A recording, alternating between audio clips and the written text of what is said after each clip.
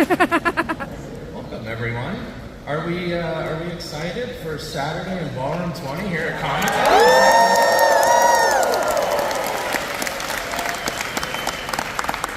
I see a lot of familiar faces out here in the crowd.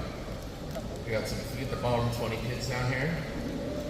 CJ, what's up, my man? Matt, how we doing? Carrie, what's up?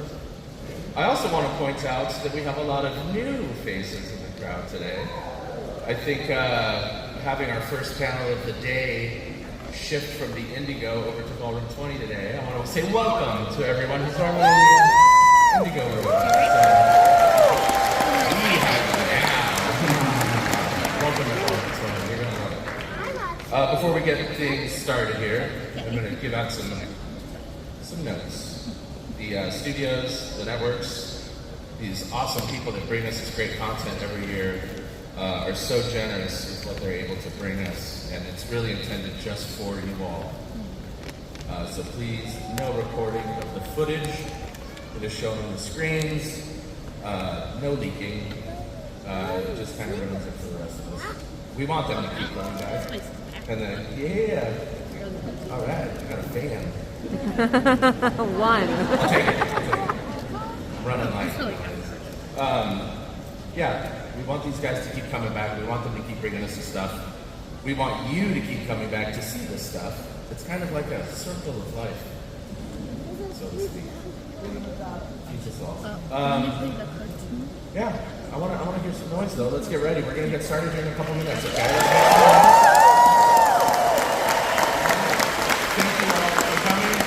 Sit tight, stick around. We're going to have a lot of fun today. One more time, let's make some noise. Come on, guys.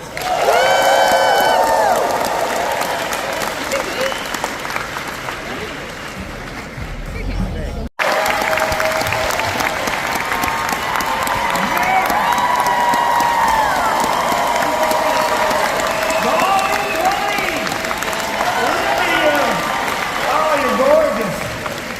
Who's here for Bob's Burger?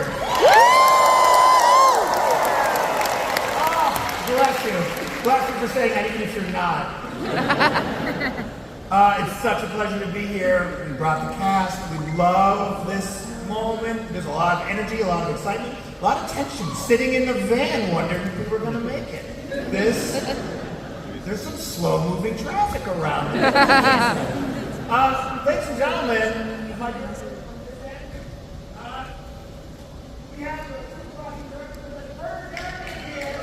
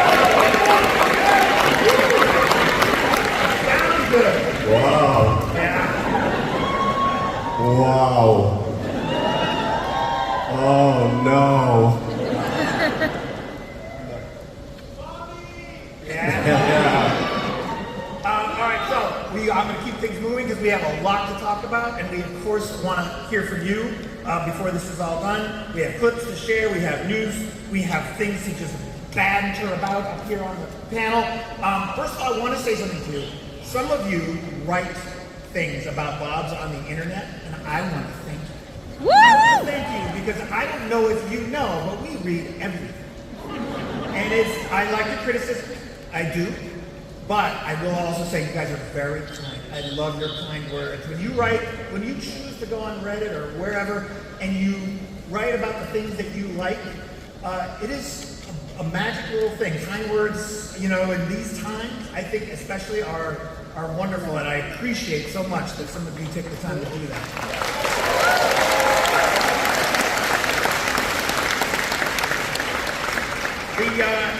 This fall, our 300th episode will air. It's too much. It's 200. Yeah. You gotta stop. No! We'll think about it. There's something absolutely bizarre about doing 300 episodes of television of the same show across 15 years. I mean, we do live in a bizarro, upside-down world where we... Look what happened. Yeah. Yeah, that was this. We age, and the characters stay the same. Yeah, that's how it works. Yeah. What's that like? Sucks. Yeah. Aging is less. Yes. Look at my neck. I mean, it's not pretty.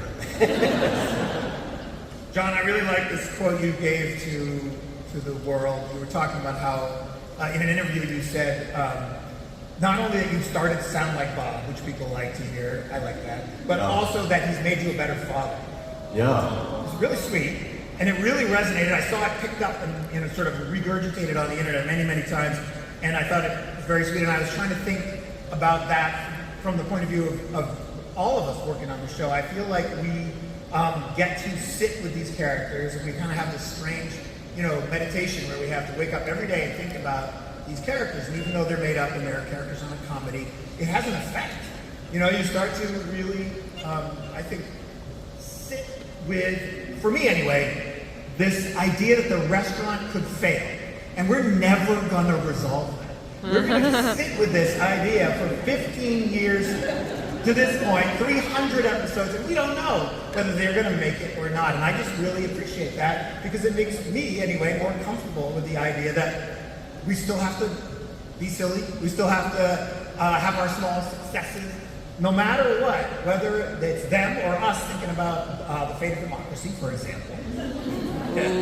We have to have we have to figure out things we want to enjoy about each other and sort of take our little wins that we get. Protect our joy. We've got to protect our joy. Right.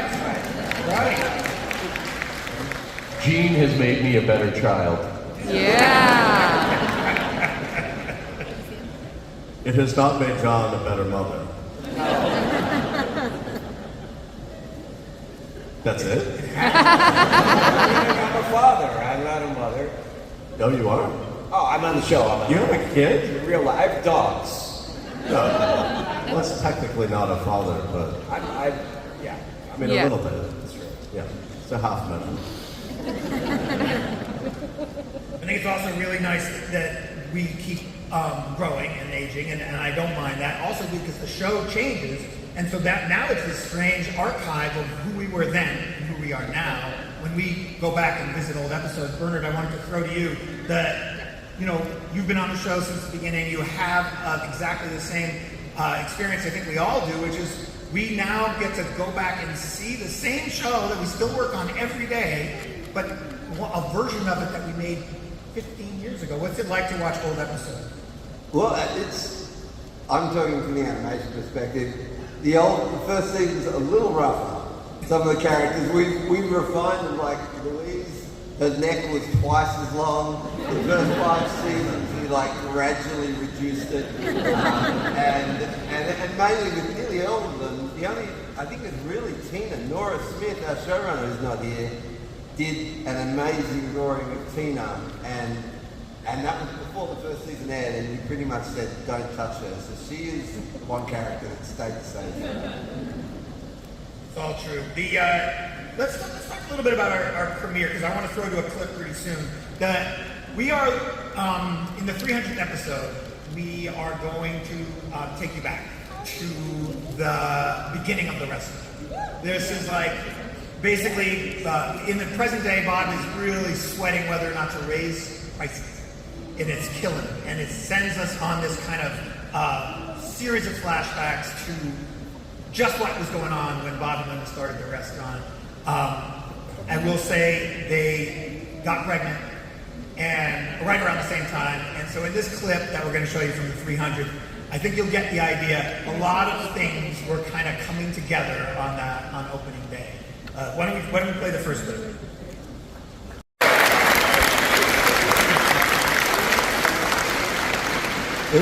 It's a good show.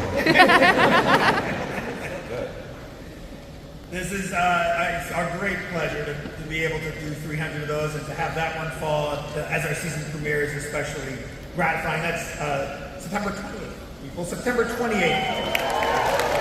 Let me tell you some other news. I gotta tell you some stuff. We have so much going on. First of all, we're airing during the summer. We have like 1, 2, 3, 4 more episodes airing this summer. I think you're gonna like all of them. The season premiere, as we just discussed, September 28th. We are doing a Halloween episode. Woo!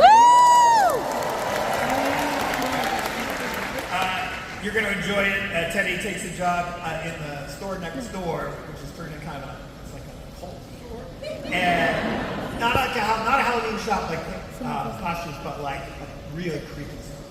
And this actor from England named Jamie Dimitri is in it, and it's incredible. We are also, we have something really incredible coming out this fall.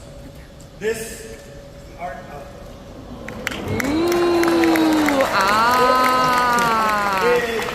a very, very important book to us. We love artists who work on the show. We love the drawings that have gone, all the millions of miles of pencil lead on paper, and we wanted to celebrate it. This is just a random page I'm opening here. There's a lot to say about this. I will say this, I did first announce it in 2018.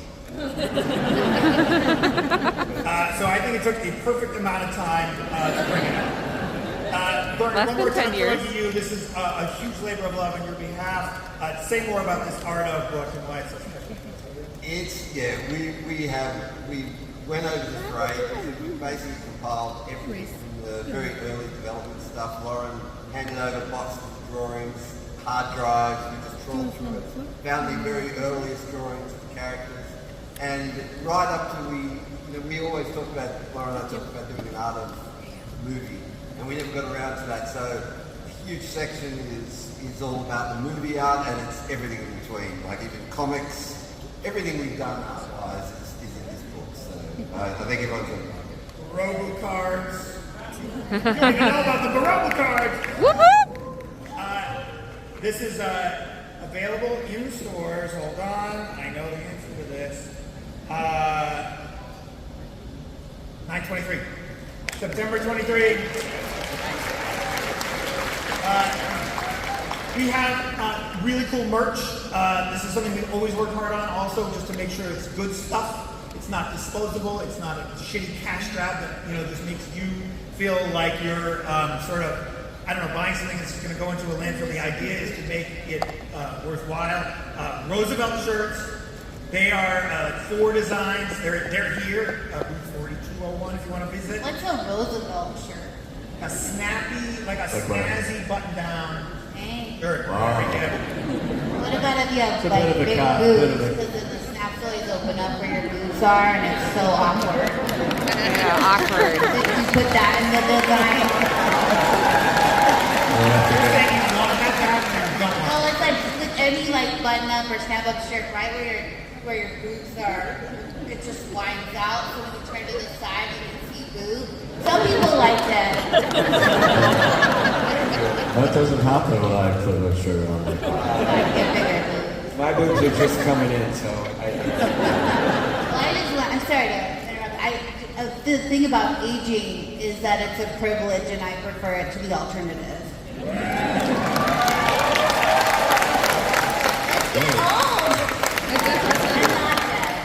I'm not dead. What's the alternative? Death. Dying. Like suddenly dying. Yeah. Suddenly. Yes. It's better to be old. Way better. Well, you could do both. Oh, okay. Oh, if you're lucky.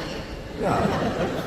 Get old and then suddenly die. That's his plan. All right, thanks everybody. We'll see you.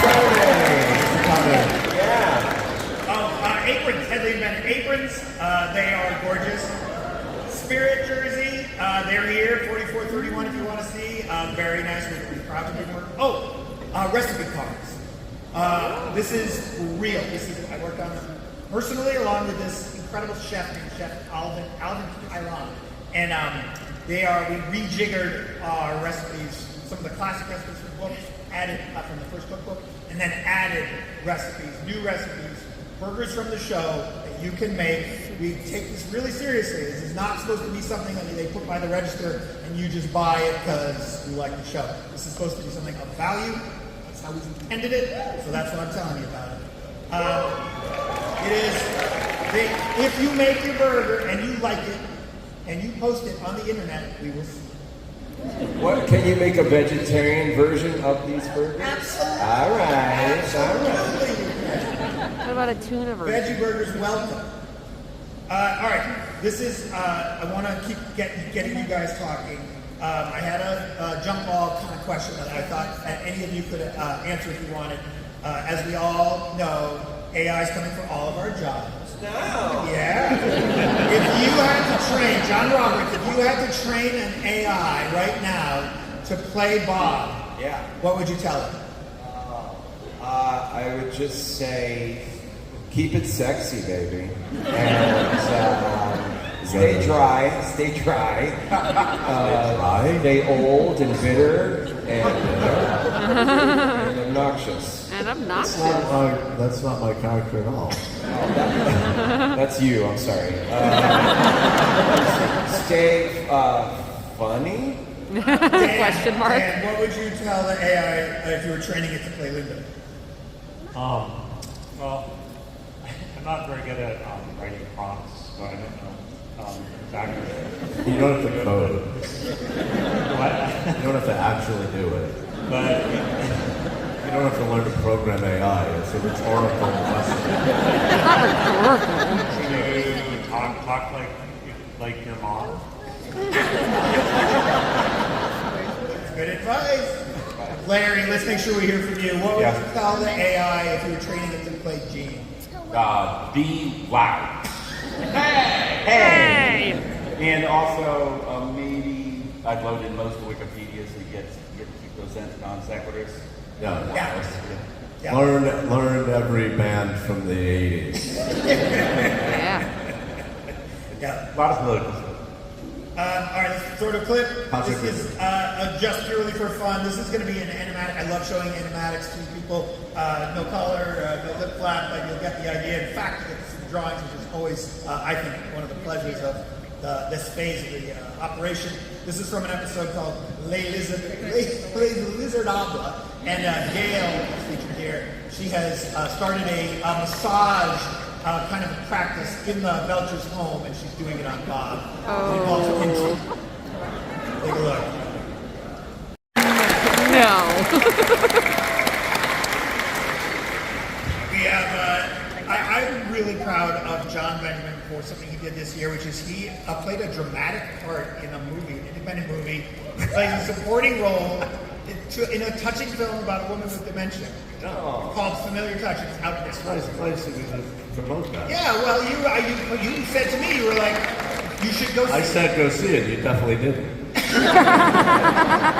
And now you're bringing it up to make up for not going to the movie. I've turned it into a jump ball question. Any of you, what other dramatic parts should John play?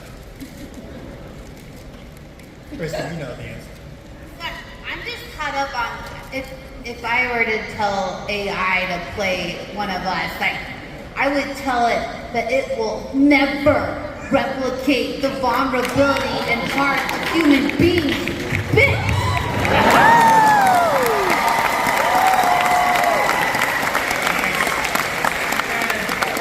But it just Put that in.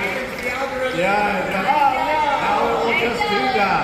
Why am I fighting it? I would love to see H. John. What does the H stand for again? Affectation. I would love to see him play like maybe the Pope.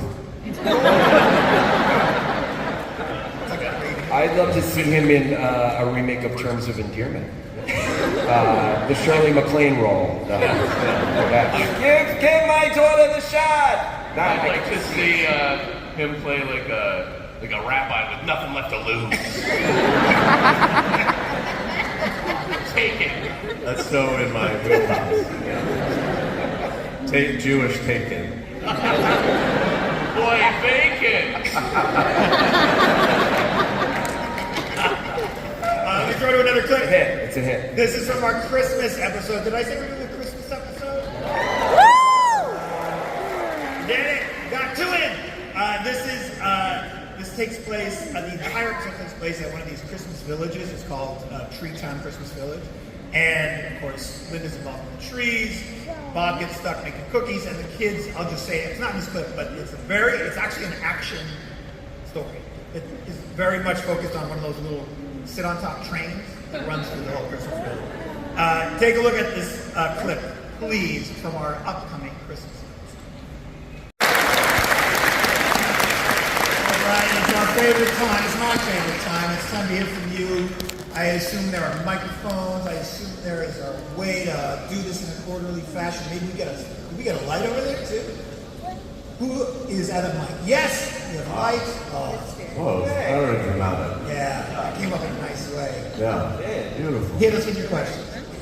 Hi, my name's David. My question is for H. Benjamin. My favorite scenes in the show is when Bob crashes out. My question is, what form do you get? Let me interrupt you. Yeah. That's it. What headspace do you get in when you crash out on Teddy? Because it seems a lot more intense when you do it at Teddy. Real. Well, I have Larry Murphy as a scene partner, and that always aggravates me. I think Bob and Teddy naturally get into that. I think Teddy or Larry starts a lot of improv where we get mad at each other. It's real anger. Yeah, there's real tension there behind the scenes. I don't want to talk about it. Leave it alone. Thank you for your question. Appreciate it. Who else is out there? Is it just one mic? Is that it? Okay. Let's hear it. Hello, my name is Eric. Love the show. I know one of the premises, as you mentioned, is that he's constantly almost failing at his business. Has there been any thought of like an alternate, either dream or parallel universe where he's super successful with his business but very unhappy with like all the other life choices, and kind of a mirror of what the show kind of is now? We fooled around with that. There's a couple dream sequences where we see Bob and kind of like the path not taken.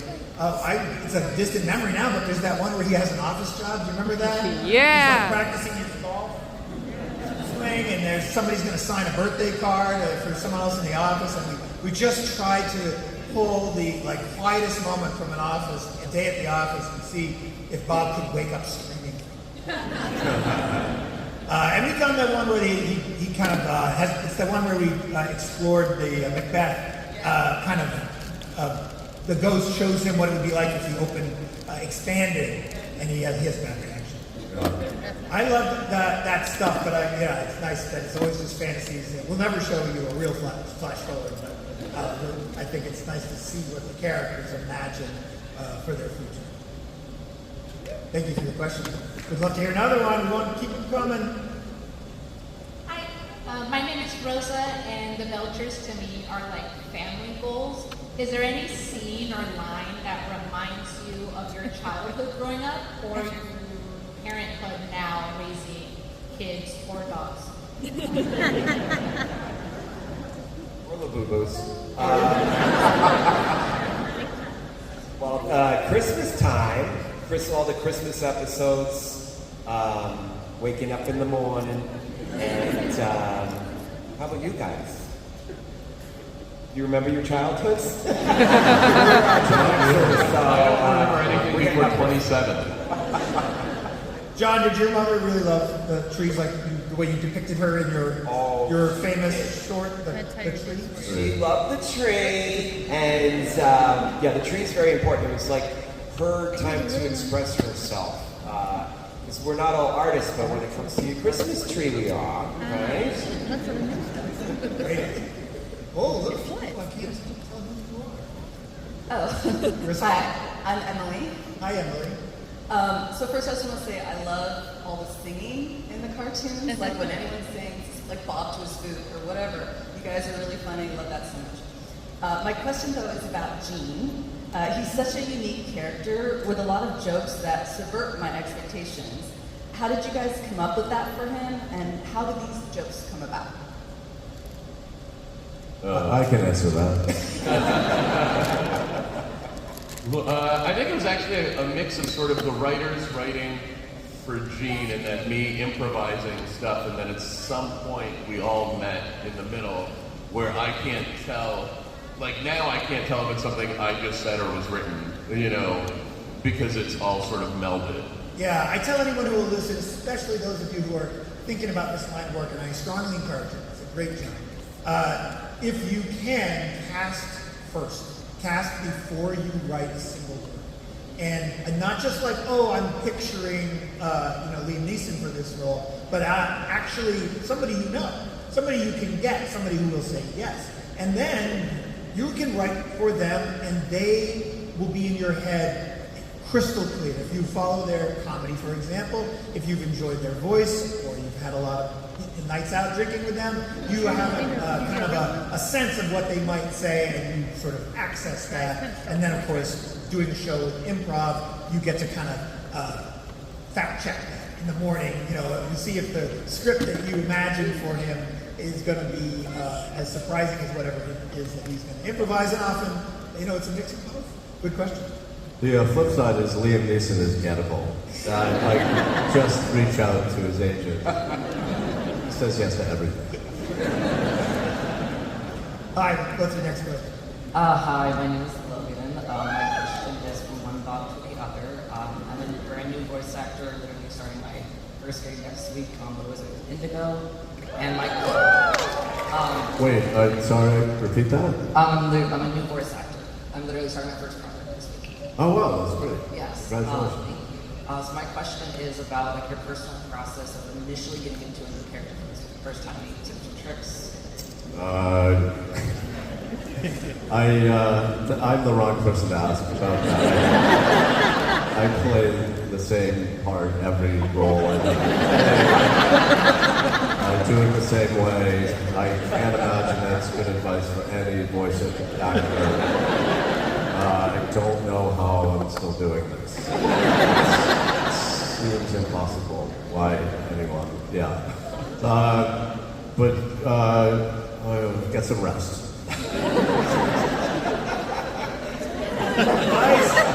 Nice. More questions. Hi, my name is Stephen Lauren, and I'm in New Orleans. Yeah. So we came to my brother and I came to your first panel years ago. And so I see you guys now, and I remember you then. Some of you actually look better now than you did then. Some of us. Me? This is my hall pass, and John's my recess pass. Shout out to Oil of Olay! Active hydrating solution. So the question was, because y'all were day drinking because you had a couple of panels to do. But, sorry. Anyway, so have y'all ever thought, so based upon, and I'm serious, y'all look really, really good. Thank you. Have you thought about coming up not just with the... with modeling? Yes, I was a model in the 90s. Not with just the cookbook, but with a diet and exercise book. Absolutely not. Soul Cycle and Captain Crunch. Those are my two. That's the name of the book. Good question. Thank you. Keep them coming. Carmen. Hi, Michelle. Big fan of the show. Excited to see more Gail coming up, and wondering if Gail will ever interact with Fred. Yes. Okay, so there's an episode coming up this season. I want to see when it's airing. Basically, Gail decides to get married for an art piece. And I don't want to give too much away, but it's a controversial decision. Linda's not in favor of this, doesn't feel like this is wise. And she invites Teddy to be to do the, what's it called? To do the officiating? Officiating. He kind of lets it be known that he is ordained. He got ordained for his cousin's wedding, and then they went with the minister instead because he made a miraculous recovery from cancer. Teddy's annoyed. You can see, it's in the fall, coming out, it'll air after the keep them coming, keep them coming. Hi guys, my name is Blake. Thank you so much for recently bringing back Marshmallow in the open mic night episode. With that, you guys have so many reoccurring characters and so many different relationships. I want to know, does each cast member kind of keep track of what's going on with their character? Do you guys have a compendium, or do you guys just rely on the fans? This is for the actor to keep track of their character, their core character, or the side character? All of the above. No idea what that. I mean, we don't have to. Yeah, I mean, that's probably more the writers. Yeah. We do have to do that. We do have to keep track. We do have we do rely on the Bob Wiki. Thank you for keeping that updated and accurate, whoever you are. We do have to check constantly who's been, what characters do they have a name? Who the hell did the voice? What grade are they in? We do have to track all this stuff, and it is funny when you realize that we have 5 Jeremys. Thank you for your question. Keep them coming. Hello. Hi, gorgeous. Hi. I love the look. Thank you very much. My name is Storm. Don't piss her off, huh?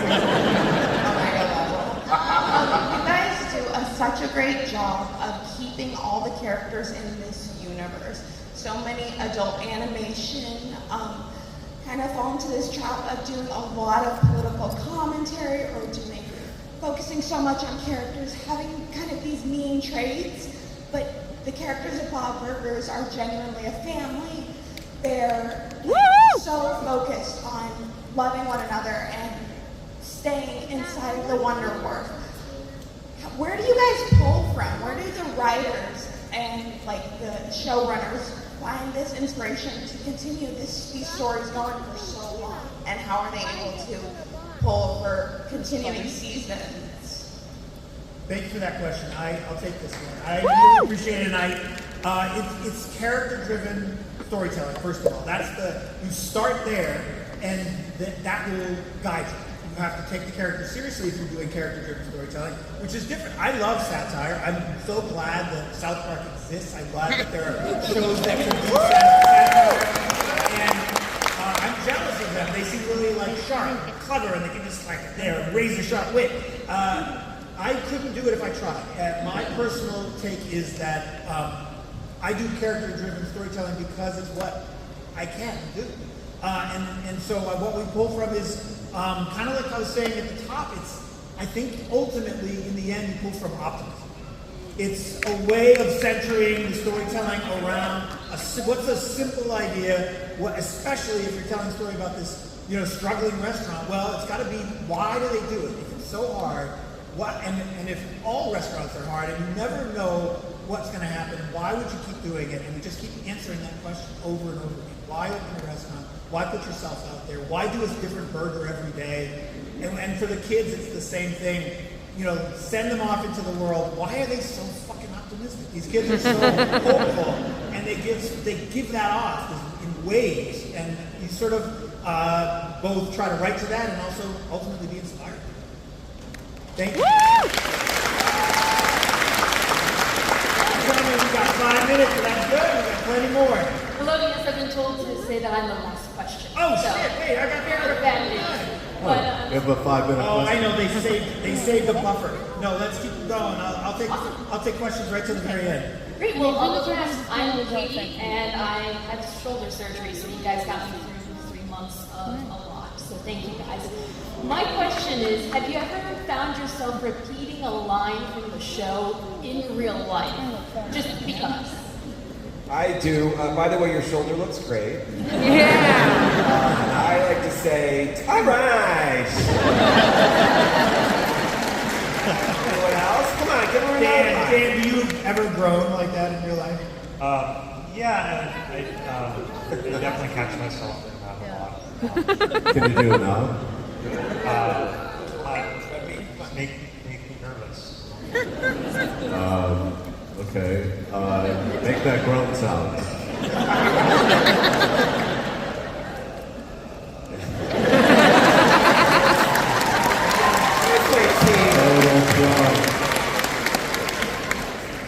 Thank you. More questions?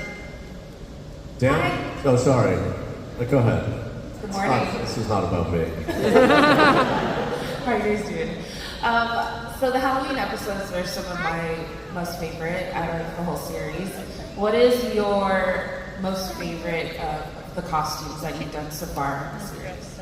Whoa. Anybody want to know? I want the dragon with the girl tattoo pops up in my head. Queen I of like Keep Up. Sheriff. Andre 3000, the giant. Hey, we do some of those. Good Queen questions. Latifah. Yeah. We got another Bob. Hey, Bobby. Hello. Hi, Chris Michelle. My question is, so you have been doing the show for 300 episodes now, which is insane. So how have the Belchers influenced your guys' roles in other projects? Or like how have their characters influenced you in life? Well, back to the show being heartwarming and beautiful, which has a lot to do with Lauren Bouchard and the people that work on the show are just lovely people. Watching everyone have families and raise kids, and I think just makes us all better people just to be around each other and to grow as artists, and I think to laugh, to share that laughter. There's a lot of gratitude, prayers, and things like that, but I think we've just all grown together in life in general.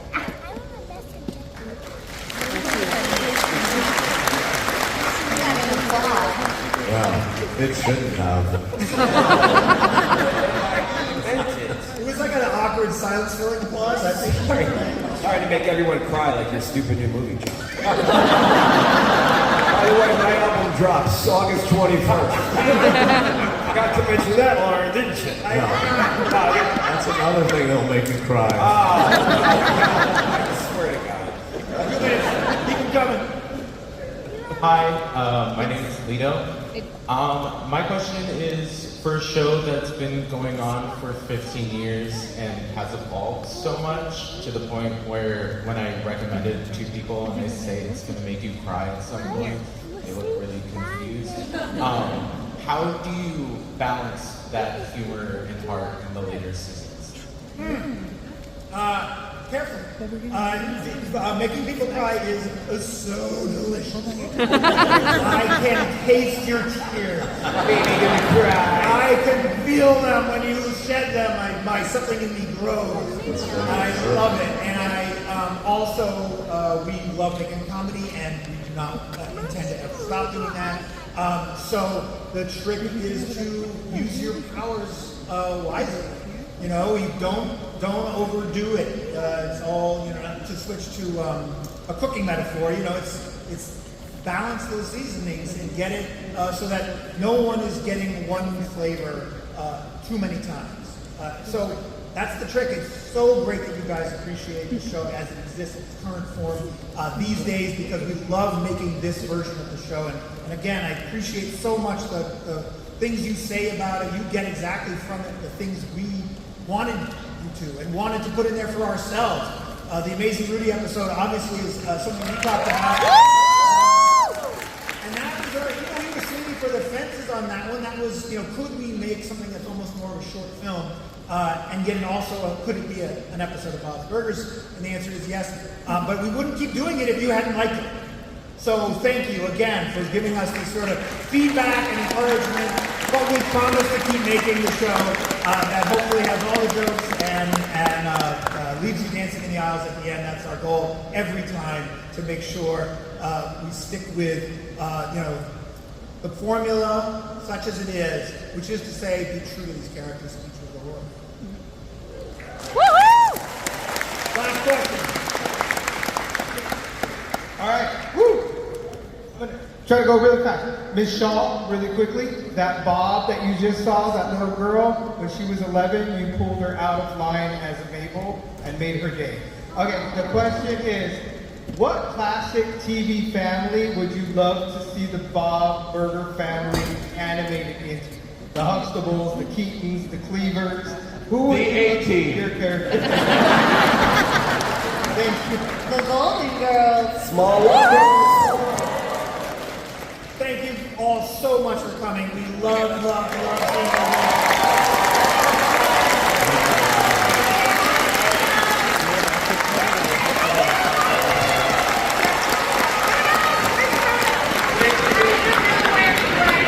Thank you for being with us. Appreciate it.